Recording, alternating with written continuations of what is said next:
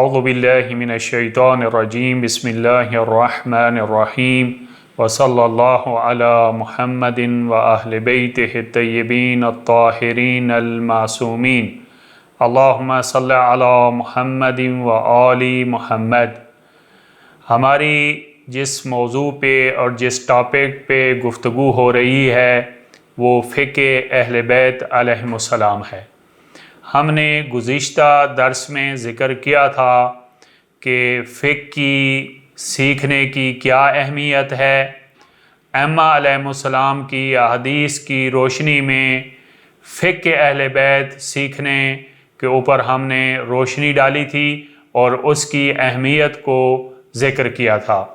اس کے بعد ہم نے ایک فقہی قاعدہ آپ کے سامنے ذکر کیا تھا، وہ یہ ہے کہ جسے ہم قاعدہ اشتغال کہتے ہیں کہ جب مجھے یقین ہے اور جب میں بلیو رکھتا ہوں کہ ایک کوئی شریعت مقدسہ ہے، کوئی دستور ہے، کوئی آئین ہے جو سید الرسل اور اہل بیت علیہ السلام کے گھر پہ نازل ہوا تھا، تو جب مجھے یقین ہے کہ کوئی دستور ہے، کوئی شریعت ہے، کوئی آئین ہے، کچھ احکام ہیں الزامیہ کہ جو میری گردن کے اوپر ہیں، جن کو میں نے ادا کرنا ہے، جب اس بات کا میں بلیو رکھتا ہوں تو مجھے اس بات کا بھی پھر یقین ہونا چاہیے کہ ان فرائض کو، ان احکام کو میں نے احسن طریقے سے بجا لا دیا ہے۔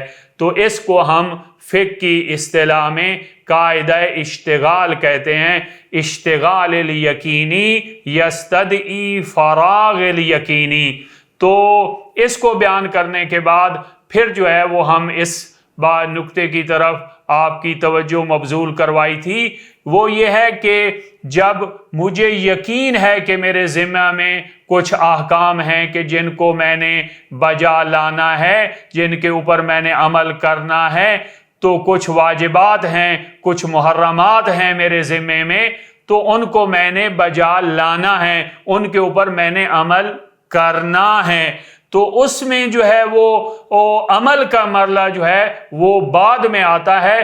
پہلے ہم ان احکام کو سیکھیں گے، پہلے ہم تعلم کریں گے، ان احکام کی معرفت حاصل کریں گے، پھر ان احکام کے اوپر عمل کریں گے۔ لہٰذا احکام شرعیہ کی جو معرفت حاصل کرنی ہے اس کے ہمارے پاس 4 آپشن ہیں۔ احکام شرعیہ کی جو معرفت حاصل کرنی ہے یا احکام شرعیہ کا ہمیں علم حاصل ہونا ہے، اس کے ہمارے پاس 4 آپشن ہیں۔ پہلا آپشن یہ ہے کہ ہمیں کسی چیز کے یا کسی مسئلے کے بارے میں یقین تفصیلی ہو کہ اس مسئلے کا یہ حکم شرعی ہے، یہ پہلا آپشن ہے۔ دوسرا آپشن یہ ہے کہ انسان خود درجہ اجتہاد تک فائز ہو اور اسے معلوم ہو کہ میرا شرعی وظیفہ کیا ہے۔ اور تیسری صورتحال یہ ہے، تیسرا آپشن یہ ہے کہ انسان احتیاط پر عمل کرے، اس کو یقین ہو جائے کہ جو بھی میرا شرعی وظیفہ تھا وہ ادا ہو گیا ہے۔ اور چوتھا آپشن ہمارے پاس یہ ہے کہ ہم کسی جامع شرائط مجتہد کی تقلید کریں۔ تو ہم ان 4 آپشن کے اوپر جو ہے وہ تھوڑا سا روشنی ڈالتے ہیں اور گفتگو کرتے ہیں۔ سب سے پہلا آپشن یہ ہے، ہمیں حکم شرعی کا یقین ہو، تفصیلی یقین ہو کہ اس مسئلے کا یا اس چیز کا یہ حکم شرعی ہے۔ تو یہ مسائل کے بارے میں یقین ہونا، تفصیلی طور پر یقین تفصیلی ہونا جو ہے وہ کسی مسئلے کے بارے میں کہ میں یقین کے ساتھ کہہ سکتا ہوں کہ اس مسئلے کا یہ حکم ہے، یہ جو ہے وہ چند انتہائی معدود احکام کے بارے میں ہمیں یقین تفصیلی ہو سکتا ہے کہ فلاں مسئلے کا شریعت میں یہ حکم ہے۔ فار ایگزامپل جو ہے ایسے احکام کہ جو واضح ہیں، جو بدیع ہیں، جن میں تمام مسلمانوں کا کوئی اختلاف نہیں ہے، ان کے بارے میں تو ہم یقین کے ساتھ کہہ سکتے ہیں کہ یہ حکم ہے۔ فار ایگزامپل جو ہے وہ نماز واجب ہے، روزہ واجب ہے، حج واجب ہے، زکوٰۃ واجب ہے۔ یہ جو ہم کہہ رہے ہیں روزہ واجب ہے، نماز واجب ہے، زکوٰۃ واجب ہے، یہ حکم شرعی ہے، یہ ہمیں یقین ہے تفصیلی کہ واقعاً نماز جو ہے وہ واجب ہے، واقعاً روزہ جو ہے وہ واجب ہے۔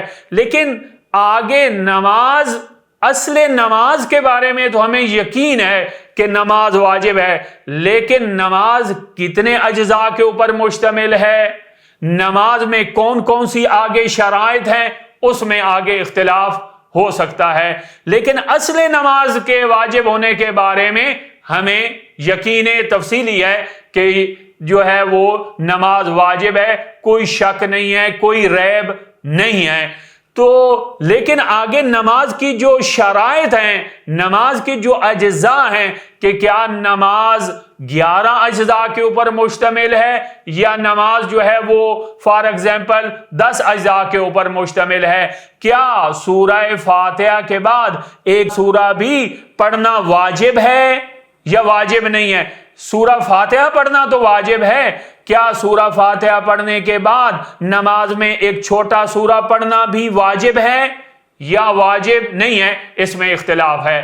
لہٰذا نماز کے جو آگے اجزاء ہیں اور نماز کے جو شرائط ہیں وہاں پر جو ہے وہ اختلاف ہے، لیکن اصل نماز جو ہے یہ واجب ہے، اس کے بارے میں ہمیں یقین تفصیلی ہے، یہاں پر مسلمانوں کا کوئی اختلاف نہیں ہے۔ لہٰذا اسی طرح جو ہے وہ روزہ واجب ہے، اصل روزہ کے واجب ہونے کے بارے میں مسلمانوں میں کوئی اختلاف نہیں ہے، ہمیں یقین تفصیلی ہے، ہم یقین کے ساتھ کہہ سکتے ہیں کہ روزہ واجب ہے۔ لیکن روزے کو کتنی چیزیں ہیں جو باطل کر دیتی ہیں اس کے بارے میں آگے بحث ہو سکتی ہے اور وہاں پہ اختلاف ہے۔ لہٰذا چند ایسے مسائل ہیں جو انتہائی معدود ہیں، جو بالکل شریعت مقدسہ میں واضح ہیں، جہاں پہ تمام مسلمانوں کا اتفاق ہے، ان کے بارے میں تو ہمیں یقین تفصیلی ہو سکتا ہے کہ ان کا کیا حکم ہے، لیکن جو ہے وہ اکثر احکام جو ہیں ان کے بارے میں ہمیں یقین تفصیلی نہیں ہوتا۔ تو لہٰذا یہ جو پہلا آپشن ہے کہ ہمیں حکم شرعی کے بارے میں یقین تفصیلی ہو، یہ انتہائی محدود احکام میں ہے کہ جو بدیع ہیں، جو واضح ہیں، جہاں پہ مسلمانوں میں کوئی اختلاف نہیں ہے، ان کے بارے میں تو ہم کہہ سکتے ہیں۔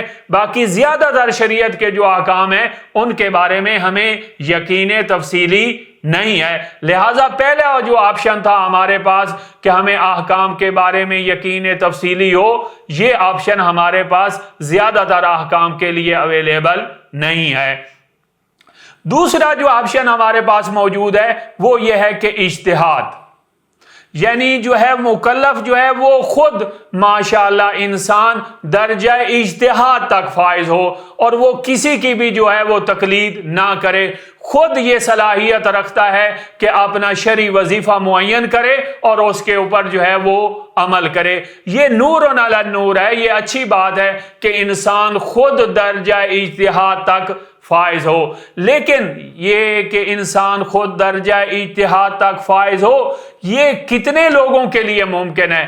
زیادہ تر مکلفین زیادہ تر تو صلاحیت ہی نہیں رکھتے کہ وہ جو ہے وہ مجتہد بنے، یا اس کے بعد یہ بھی مسئلہ ہے کہ ابھی جو ہے وہ تمام مومنین، تمام عامت الناس جو کام کر رہے ہیں، کوئی انجینئرنگ کے شعبے میں کام کر رہا ہے، کوئی ڈاکٹر بن رہا ہے، کوئی بزنس کر رہا ہے، کوئی بیوروکریسی میں کام کر رہا ہے، وہ تمام لوگ کیا جو ہے وہ اپنے وہاں پر فریضے چھوڑ دیں اور یہاں پہ حوزہ علمیہ کا رخ کریں اور یہاں آ کر جو ہے وہ تعلیم حاصل کریں؟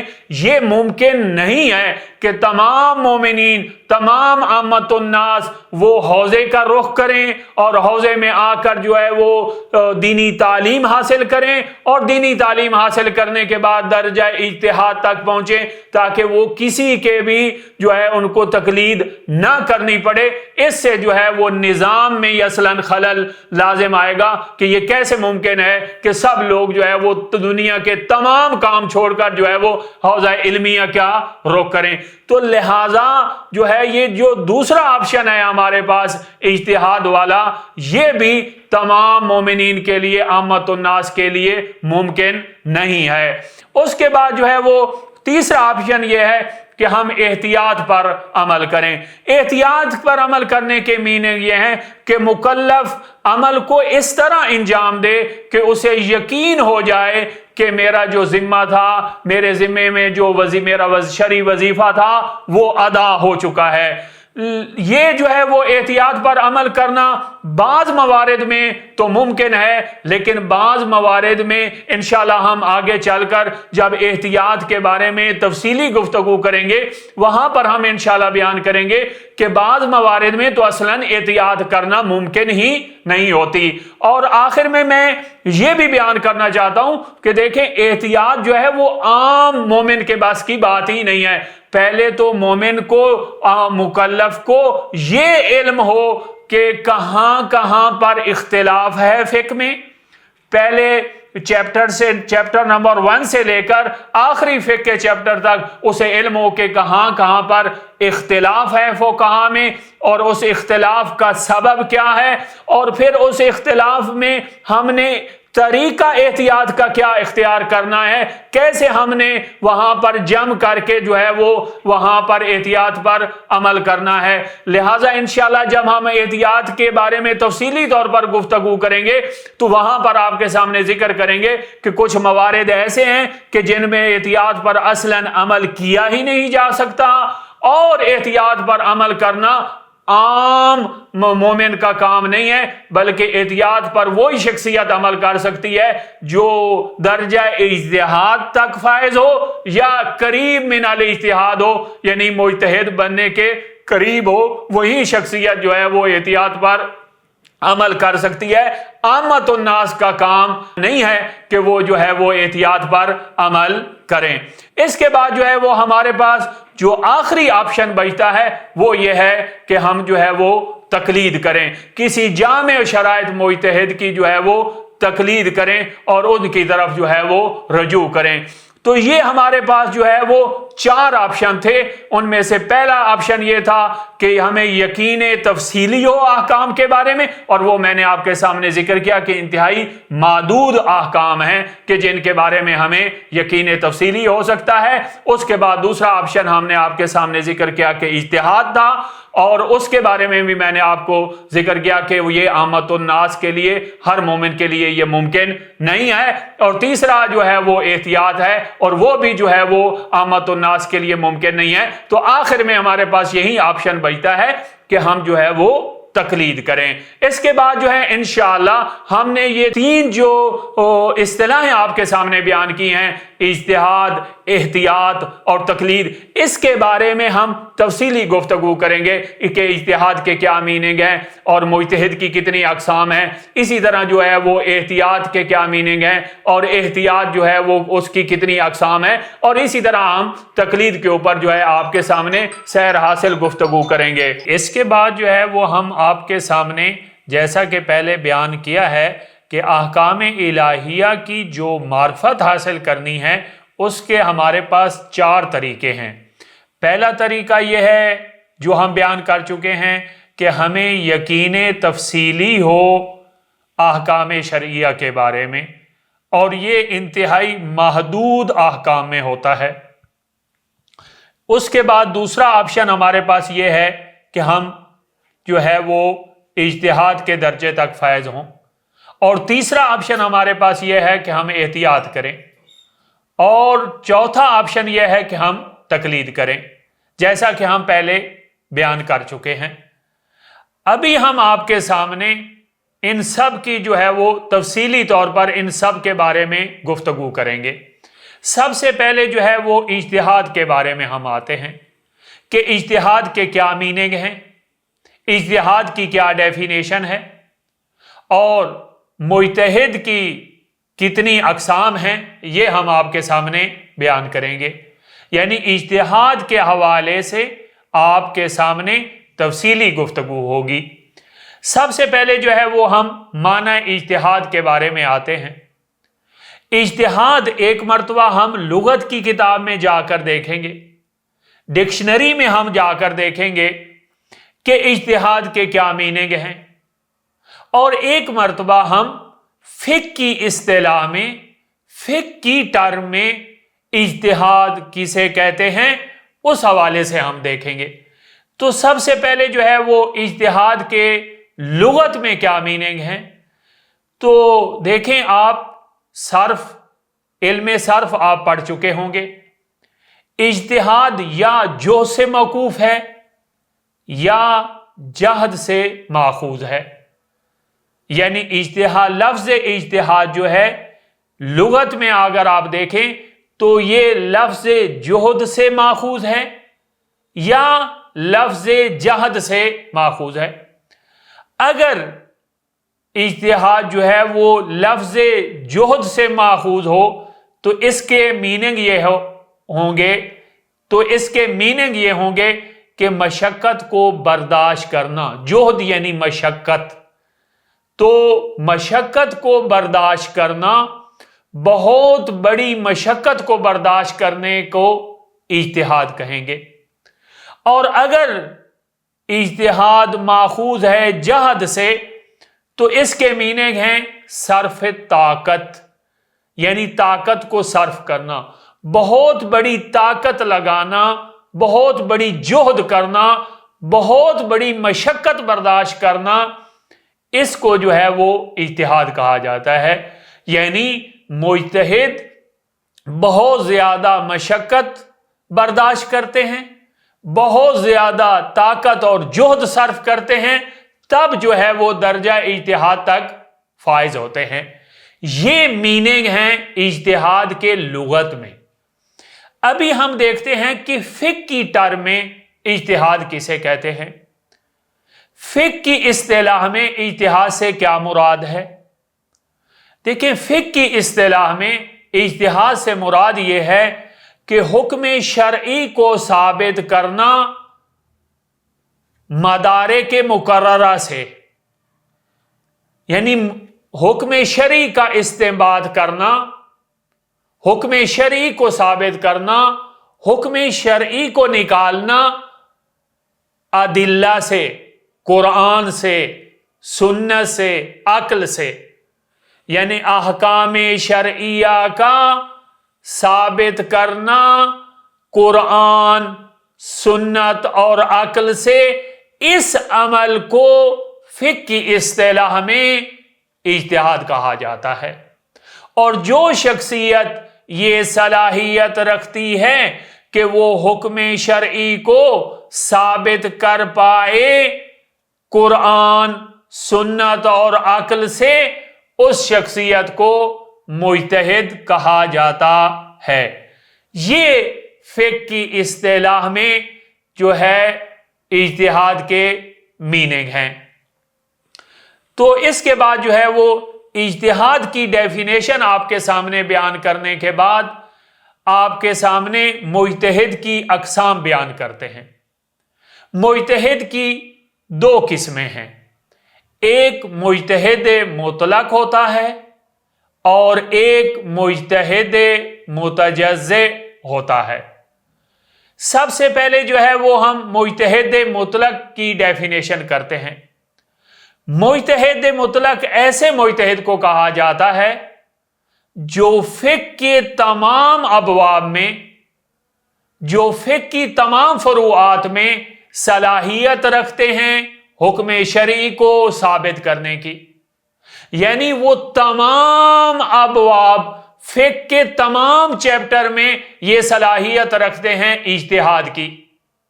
यानी हुक्म शरई के इस्तेंबात में, हुक्म शरई के इस्तेंबात में वो सलाहियत रखते हैं तमाम अबवाब में, चैप्टर नंबर 1 से लेकर आखिरी चैप्टर तक वो सलाहियत रखते हैं हुक्म शरई को साबित करने की। यानी वो तहारत और निजासत में भी मुज्तहिद हैं, वो नमाज के अहकाम में भी मुज्तहिद हैं, वो रोजे के अहकाम में भी मुज्तहिद हैं। इसी तरह अमूर मालिया के जो रिलेटेड चैप्टर्स हैं उनमें भी वो मुजतहिद हैं, निकाह और तलाक के चैप्टर में भी मुजतहिद हैं, कज़ावत के चैप्टर में भी मुजतहिद हैं, मीरास के चैप्टर में भी वो मुजतहिद हैं। यानी फिक्ह के तमाम अबवाब में वो सलाहियत रखते हैं हुक्म शरई को साबित करने की।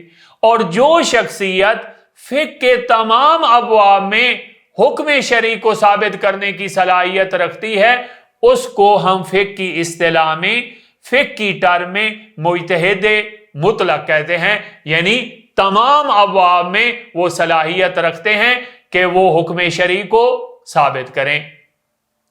इसके मुकाबले में जो दूसरी किस्म है हमारे पास उसको हम कहते हैं मुजतहिद मुतजज़्ज़े। इंशाअल्लाह आप जो है वो इल्मे सर्फ में मुतजज़्ज़े कौन सा सीगा है ये आप पढ़ चुके होंगे। मुजतहिद मुतजज़्ज़े वो मुजतहिद होते हैं जो फिक्ह के बाज़ अबवाब में हुक्म शरई के इस्तेमाल पर कादिर होते हैं। तमाम अबवाब में, फिक्ह के तमाम चैप्टर्स में हुक्म शरई के इस्तेमाल, हुक्म शरई को साबित करने की सलाहियत नहीं रखते। फॉर एग्जाम्पल, मुमकिन है कि एक शख्सियत जो है वो वो चैप्टर्स के जो अमूर मालिया के रिलेटेड हैं, हकूक मालिया के रिलेटेड हैं, उनमें वो सलाहियत रखते हैं इस्तेबात हुक्म शरई की, लेकिन बाकी चैप्टर्स में वो सलाहियत नहीं रखते हुक्म शरई के इस्तेबात की। यानी इबादात में वो सलाहियत नहीं रखते, यानी नमाज के अहकाम में वो मुजतहिद नहीं है, रोजे के अहकाम में मुजतहिद नहीं है, लेकिन वो चैप्टर्स के जो अमूर मालिया के रिलेटेड हैं, फर्ज करें खुम्स के रिलेटेड हैं, ज़कात के रिलेटेड हैं, सूद के रिलेटेड हैं, तो इन चैप्टर्स में जो अमूर मालिया के रिलेटेड हैं इनमें वो हुक्म शरई के इस्तेमाल की सलाहियत रखते हैं, लेकिन बाकी जो फिक्ह के चैप्टर्स हैं उनमें वो सलाहियत नहीं रखते। तो मुजतहिद मुतजज़्ज़े के मीनिंग ये हुए कि जो फिक्ह के बाज़ चैप्टर्स में हुक्म शरई के इस्तेमाल की सलाहियत रखते हैं और बाकी बाज़ में सलाहियत नहीं रखते, इस वजह से इनको मुजतहिद मुतजज़्ज़े कहा जाता है। तो ये दो किस्में आपके सामने हमने रखी कि एक मुजतहिद मुतलक होता है और एक मुजतहिद मुतजज़्ज़े होते हैं। अभी आप सवाल करेंगे कि आगा साहब आपने ये मुजतहिद की दो अक़साम हमारे सामने क्यों बयान की हैं, ये फ़कीह ने ये दो किस्में आपके हमारे सामने क्यों बयान की हैं, इन दो किस्मों के बयान करने की गर्ज़ व गायत क्या है? तो देखें, जब भी फ़कीह कोई एक सतर ही लिखवाते हैं फिक्र में, तो उसके पीछे कई माह की या कई सालों की उनकी मेहनत होती है। ये जो अभी हमने जो आपके सामने मुजतहिद की दो अक़साम बयान की हैं, एक मुजतहिद मुतलक होते हैं और एक मुजतहिद मुतजज़्ज़े होते हैं।